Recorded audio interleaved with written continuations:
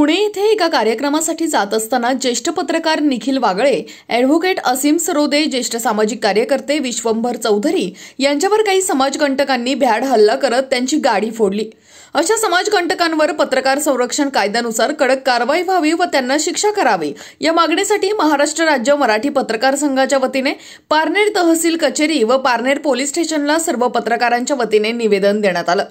Police स्टेशनला police निरीक्षक समीर बारवकर यांनी तर तहसील कचेरीवर नायब तहसीलदार गणेश आढारी, नायब तहसीलदार सुभाष कदम यांनी निवेदनाचा स्वीकार केला।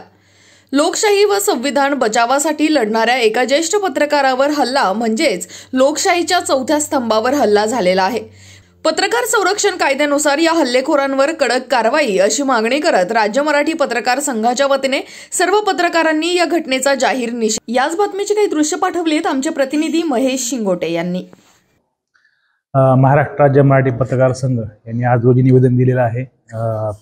ज्येष्ठ पत्रकार निखिल वागळे यांच्यावर जो भ्याड हल्ला झाला पुण्यामध्ये त्या अनुषंगाने निवेदन दिलेलं आहे। सदरचे निवेदन हे आम्ही आजच SP ऑफिस आणि कलेक्टर ऑफिस या दोन्ही ठिकाणी पोहोचून आपल्या ज्या मागण्या आहेत त्यावर आम्ही त्यांना सूचित करणार आहोत आणि ह्या गुन्ह्यामध्ये चांगला तपास होऊन आरोपींना शिक्षा लावावी यासाठी जे काय करता येईल ते प्रयत्न आमच्या स्तरावर आम्ही करूया।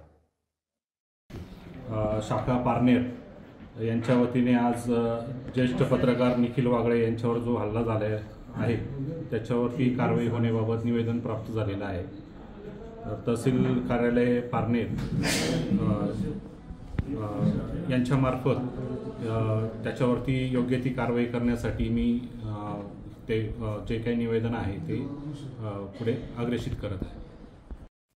आज महाराष्ट्र राज्य मराठी पत्रकार संघाच्या वतीनं पारनेर या ठिकाणी ज्येष्ठ पत्रकार निखिल वागळे यांच्यावर पुणे या ठिकाणी जो हल्ला झाला त्या भ्याड हल्ल्याचा जाहीर निषेध करण्यासाठी आम्ही सर्व पत्रकार बांधव पारनेर पोलीस स्टेशन त्याचप्रमाणे पारनेर तहसील कचेरी या ठिकाणी निवेदन देण्यासाठी आलेलो आहोत। आपण पाहिलं पुणे या ठिकाणी एका कार्यक्रमाला जात असताना ज्येष्ठ पत्रकार निखिल वागळे त्याचप्रमाणे त्यांच्यासोबत असलेले ॲडव्होकेट असीम सरोदे त्याचप्रमाणे ज्येष्ठ सामाजिक कार्यकर्ते विश्वंभर चौधरी यांच्यावरती भ्याड हल्ला झाला। त्यामध्ये निखिल वागळेंची गाडी अक्षरशः समाजकंटकांनी फोडलेली आहे। या सर्व समाजकंटकांवरती कडक कारवाई व्हावी यासाठी आमची मागणी आहे। त्याचप्रमाणे आपण पाहिलं ज्येष्ठ पत्रकार निखिल वागळे यांच्यावर जो हल्ला झाला तो हल्ला म्हणजे फक्त एका पत्रकारावर हल्ला नाही तर लोकशाहीच्या चौथ्या स्तंभावरती हल्ला झालेला आहे। त्यामुळं आमची ही एक नम्र विनंती आहे की अशा हल्लेखोरांवरती कडक कारवाई करावी, पत्रकार संरक्षण कायद्याअंतर्गत यांच्यावर गुन्हा दाखल करावा आणि यांना सजा द्यावी अशी आमची विनंती आहे।